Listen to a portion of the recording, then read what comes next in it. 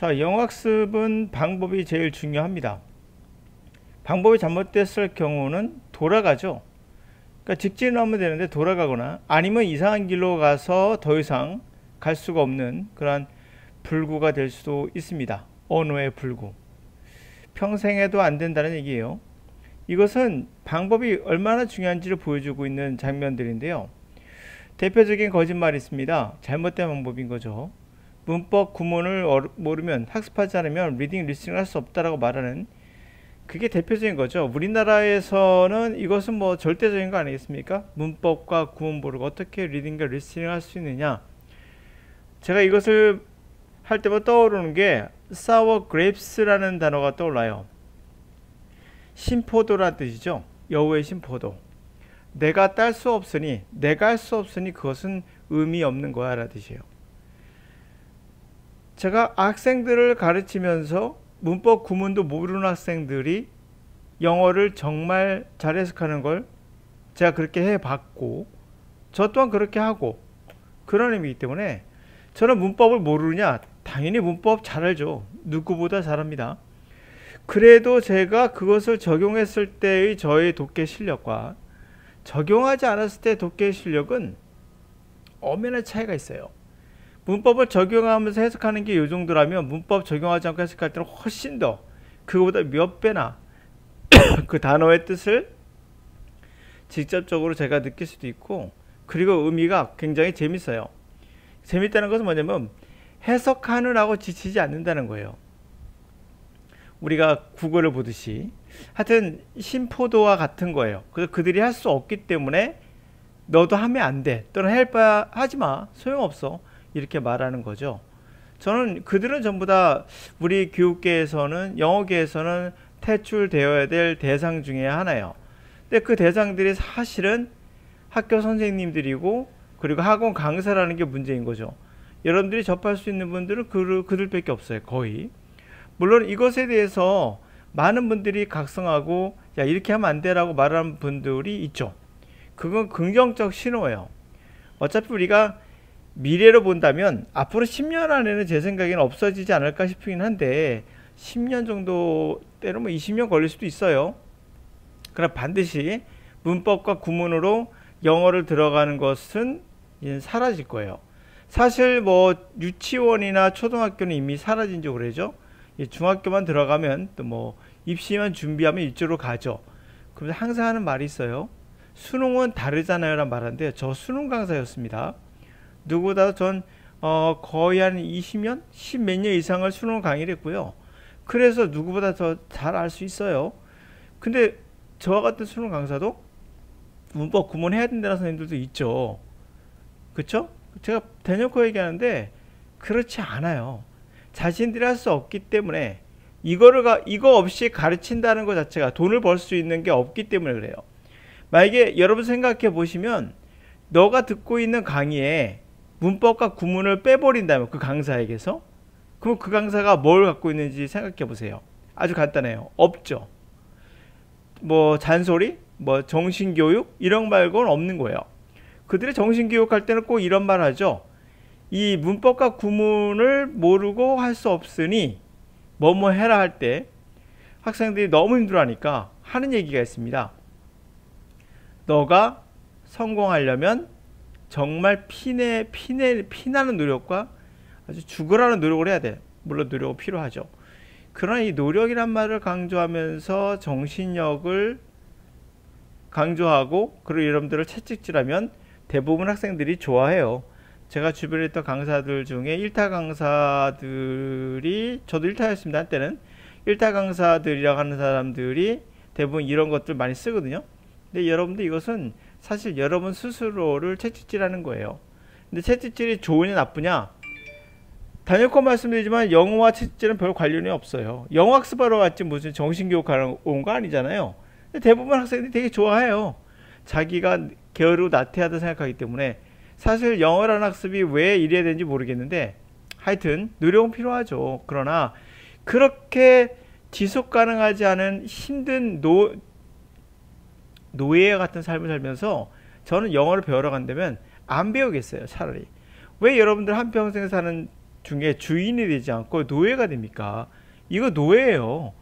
분석하다 안 되면 또 선생님한테 물어봐야 되고, 하다 안 되면 또 물어봐야 되고, 그 선생님이 또 이건 뭐 주어다 동사다, 이거 주어고 동사다 목적어다 가르쳐주고, 그럼 또 해석하면 또 이해가 되고, 혼자 할 때도 못하고, 해석하면 또 이해가 되고, 이러면서 조금씩 발전해 가긴 해요. 그러나 종속되는 거죠, 그 강사에게. 여러분들 다시 한번 자신이 듣고 있는 영어 강의를 한번 돌이켜 보세요. 이 선생님에게 만약에 내가 문법과 구문을 빼고 가르치라면 가르칠 수 있을까? 없을 겁니다. 거의 99% 없어요. 대부분 다 해석할 때 이거는 주어고 목적어고 어떻게 해석해 줄 거예요. 그렇게 물론 해석은 해줘야겠죠. 모르는 거니까. 학생들은 단어를 모르기도 하고 어떻게 해석할지도 모르고 하니까. 여기서 중요한 게 어떻게 해석할지 모르고, 이것 때문에 문제예요. 어떻게 해석할지 모른다고요? 여러분들이 내 말을 들을 때 어떻게 해석하세요? 그럼 대부분 그렇게 얘기하죠. 아, 우리는 원어민이잖아요. 국어가 머릿속에 들어있잖아요. 무슨 국어가 들어가 있어요? 우리는 국어가 들어있는 것이 아니라 언어라는 이 DNA가 들어가 있는 거예요. 우리 인간에게는. 그래서 어떤 언어든 간에 문법 없이도 학습할 수가 있는 이유가 그 안에 뭐가 있는 거죠? 이게 있기 때문에요. 텍스트, 레프레젠테이션이 있기 때문이에요. 이게 인간에게는 있기 때문에 그것을 이해할 수 있는 거지, 문법과 구문이 있어서 이해할 수 있는 건 또 다른 차원의 이야기예요. 그러니까 결론만 말씀드리면 문법 구문 없이 영어를 할 수 있습니까? 듣고 읽는 거 문제 없음이에요. 말하는 건 조금 다를 수 있겠죠. 아무래도 구성은 갖춰야 되니까 단어 하나 정도는. 그걸 빼놓고 듣기와 리딩에서는 전혀 상관없습니다. 제가 다시 얘기했죠. 리딩과 리스닝에서는 문법 필요 없어요. 자, 그러면 이 문제만 가볼게요. 2023년 국회직 9급에서 갖고 온 문제인데, 여러분 보세요. 이 문장 같은 경우도 바로 제가 말씀드렸던, 이미 제가 힌트를 줬는데 텍스트 레프레젠테이션이 어떤 건지 이제는 아셨을 거예요. 근데 이것은 만약에 문장 구성을 보시면은 이거 문법문에서 해석 못하는 거 아니거든요. 이거는 100%예요. 문법 간단해요. 그거보다 더 중요한 것은 이 단어의 뜻이 여러분에게 의미가 들어오지 않기 때문이에요. 자, 한번 해석해 보실래요? 제가 뜻 알려줄게요. 텍스트는 아시죠? 문자, 이런 문자. 레프레젠테이션이 가장 여기서는 중요한 핵심이에요. 우리는 레프레젠테이션 사진을 뒤져보시면 표현 이렇게 나와요. 표현 또는 뭐라 나올까? 대표란 말, 대표성이란 말도 나오죠. 네? 그리고 뭐 반영이란 말도 나오고. 자, 이런 표현 어때요? 문자 표현은 sequentially, 순차적으로 빌드업 된다. 문자의 표현이 순차적으로 빌드업 된다는 말이 이해가 되시나요? 이해가 되면 천재죠. 아, 이해가 안 되는 건 그럴 수 있어. 그러면 그 다음 문장을 보면은 이해가 될 수도 있겠죠. 여기까지 볼게요. 일반적으로 이렇게 여러분들 하시잖아요. 제가 일반적으로 하는 방법을 그대로 적용하고 있는 거예요. 아, 텍스트 레프레젠테이션, 문자 표현은 순차적으로 빌드업 된다. 이 가주어, 그것은 가능하지 않다. 심리적으로 가능하지 않다는 거죠. 뭔가 구성하고 통합하는데 문자의 표현을 통합하고 구성하는 건 심리적으로 가능하지 않아. 전 책의 챕터, 전체 한 책의 챕터로 또는 전체 하나의 강의로 하나의 문자 표현을 구성하고 통합하는 건 심리적 가능하잖아. 여기까지도 이해가 안 되시죠? 그럼 더 나가야 됩니까? 이렇게 가르칠 거예요, 대부분. 그 챕터와 렉처, 강의가 프로세싱 워드, 단어 한 단어로, 워드 바이 워드로 프로세싱 돼야 되고, 센턴스 바이 센턴스로 프로세싱 돼야 돼. 자, 이 정도 오셔도 텍스트 레프레젠테이션이 어떤 걸까요? 모르시겠습니까? 그럼 알 때까지 가볼까요? Each text segment is processed. 각각의 문자의 부분들은 사실 프로세싱 돼서, 그러니까 처리된 거죠. 정보로 처리돼서 immediately integrated with the rest of text. 텍스트의 나머지와 즉각적으로 통합이 됩니다. 이 나머지는 바로 현재 currently being held working memory에 이미 존재하는, 우리의 워킹 메모리란 것은 언어를 처리하는 데이터죠. 이 데이터, 이 머리의 두뇌에서 워킹 메모리, 우리 머리 데이터입니다. 우리 머리 처리하는 능력이 중에 하나가 워킹 메모리가 있어요. 롱텀 메모리, 쇼텀 메모리, 워킹 메모리라고 해서 가볍게 말씀드리면 롱텀 메모리는 장기 기억, 쇼트 메모리는 단기 기억, 워킹 메모리는 데이터 처리라 보시면 돼요. 뭐 램 정도로 보면 되겠죠. 램 정도. 하여튼 워킹 메모리에서 현재 갖고 있는 나머지와 조합된다는 거예요. 자, 이 순간 갑니다. Immediate Processing Hypothesis, 즉각적으로 프로세싱, 처리가, 정보가 처리된다는 이 가설은 일반적으로 현재도 그것을 홀딩, 장악하고 있죠. 왜? 당연히 그것이 유효하다는 얘기입니다. 적어도 낮은 레벨의 과정에서는, 이해의 과정에서는, 프로세싱에서는 그게 더 당연히 이 가설이 아주 지배적이에요. 듣는 순간 좀 이상해졌어요. 바로 여러분들은 이런 생각이 들죠. 아니, 그러니까 말씀하실 때는 즉각적으로 통합이 돼서 즉각적으로 데이터가 처리된다고 했는데 왜 난 이걸 즉각적으로 처리가 되고 있지 않지? 라는 걸 느끼셨어야 돼요. 여기까지 오니까 대충 뭔지 알겠죠. 그러니까 이런 식으로 영어를 여러분들은 공부하고 있는 이유는 뭐냐? 영어를 분석하면서 읽기 때문이에요. 첫 번째는 사전의 단어를 암기하고, 물론 암기는 필요하죠. 암기하고, 그리고 나서 이 뜻을 대입할 때 문법적으로 분석해 가면서 하다 보니까 어쩔 수 없이 여러분들은 해석이 되는 것이 아니라 구조만 맞추고 있는 거예요. 그리고 뜻을 억지로 집어넣다 보니까 뭔 소리야 하면서 이렇게 되는 거예요. 이 단어 하나 알기 위해선 끝까지 읽어야 되는 거예요, 때로는. 근데 분명히 여기서 뭐라고 했죠? 이거를 다시 한번 잘 보세요. 뭐라고 했습니까? 즉각적으로 처리된다는 가설이, 바로바로 처리된다는 가설이 그래도 일반적으로는 유효한 가설이에요. 물론 뒤에 조금 더 봐야 되는, 이렇게 조금 더 봐야 되는 경우도 있을 수 있으나 대부분 즉각적으로 해석이 돼야 돼요. 대부분 뭐라고 했습니까? 즉각적으로. 그러니까 요 정도는 갈 수 있어요. 근데 여기가 아니라 여기까지 넘어가, 막 두세 줄 넘어가야 할 수 있어. 이러면 이것은 잘못된 거란 거예요, 지금. 알겠습니까? representation, 이 뜻을 아십니까? 몰라요. representation을 아는 사람 손 들어보세요. 없어요. 우리나라에 없습니다. 외국인이 있어요? 있어요. 그들은 representation이 어떤 건지를 알아요. 어떻게 할까요? 이 단어의 정의를 알아요. 정의를. 이 단어의 정의를 안다는 얘기예요. 그러나 원어민이 아닌 여러분들은 뭘 안다? 정의가 아니라 사전에 나와 있는 용례를 알아요. 다시 말하면 하나의 용례. 여기서는 표현이란 뜻이다. 표출이란 뜻이다. 이런 거 용례죠. 그러니까 용례는 여러 한두 가지가 아니겠죠. 정의는 하나인데 용례는 여러 개가 될 수 있겠죠. 표출, 표현, 뭐 이렇게 쭉 나올 거예요. 여러 개가. 그러니까 이 용례를 아는 것과 정의를 아는 것은 엄연한 차이가 있죠. 이 정의를 알기 위해서는 영어를 문법과 구문 같은 이런 것에 쓸데없는 시간을 버리시고 영어 자체, 다시 말하면 문법 구문 없이 영어를 느끼면서 해석할 수 있어야 이 정의가 와요. 그것은 말로 할 수 있는 게 아니에요. 왜? 정의는 말로 돼 있지 않아요. 말로 돼 있는데 우리가 어떻게 말할 수 있을까요? 하여튼 제가 말할 수 있는 건 이건 단지 용례이다. 정의가 아닙니다. 근데 저는 정의를 아느냐? 레프레젠테이션의 정의를 좀 알아요. 저는 이렇게 공부 안 하기 때문에. 전에 그렇게 했었어요. 저도 문법 구문. 저도 이걸 해왔고 걸어왔기 때문에 제가 이거 비판할 수 있는 거예요. 제가 문법 구문을 전혀 공부도 안 하고 비판하면 저는 이상한 사람이겠죠.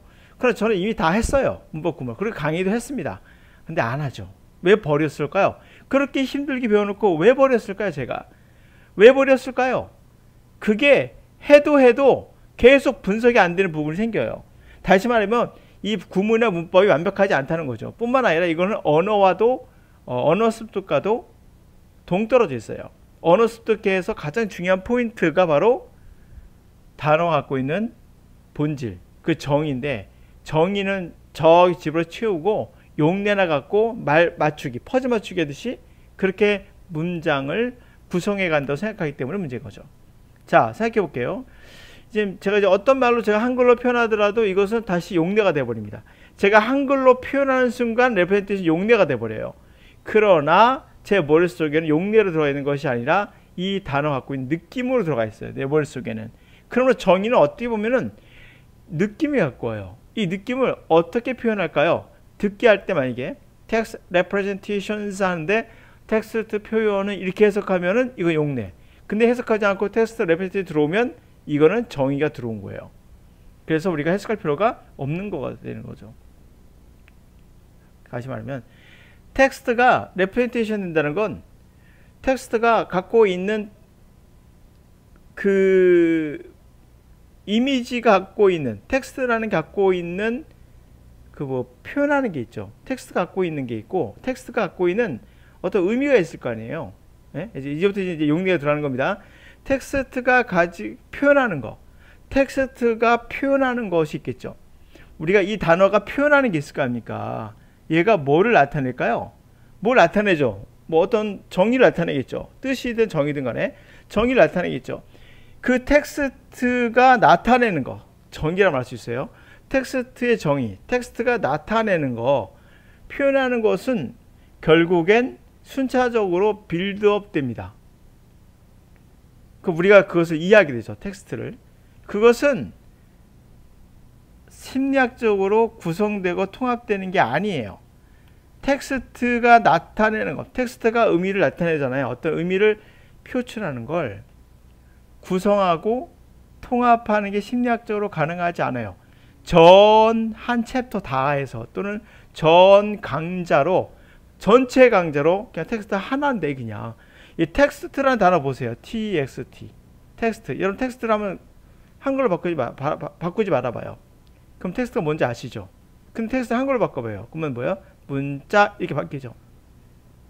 그렇죠? 문자로 바뀝니다. 물론 텍스트는 이렇게 용례가 나오는 겁니다. 이렇게 해서 하나씩 용례가 나오는데 그럼 텍스트라는 것이 갖고 이것을 설명하기 위해서 여러분들이 한 챕터를 다 동원하거나 1시간짜리 강의를 동원해서 그것을 설명한다는 건 말이 안 되는 거죠. 그게 뭐 상대성 이론 같은 이런 것이 아니기 때문에 그냥 텍스트니까 텍스트의 레피티션, 가공 처리되는 정보가 이거라 보시면 돼요. 텍스트가 뭔가를 나타낼 거 아니에요. 이 텍스트라는 단어는 결국 문자라는 걸 나타내잖아요. 그걸 얘기하는 거예요. 텍스트가 나타내는 것은 빌드업 돼요.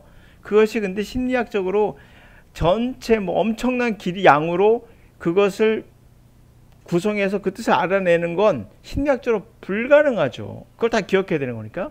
그래서 한 챕터나 그런 강의가 단어 하나하나씩 당연히 프로세싱이 되잖아요. 그리고 문장 하나하나 제가 말하는 한 단어 한 단어가 프로세싱 되지 또는 문장이 프로세싱 되지 전체 강좌가 프로세싱 되는 건 아니잖아요. 심리적으로 불가능하죠.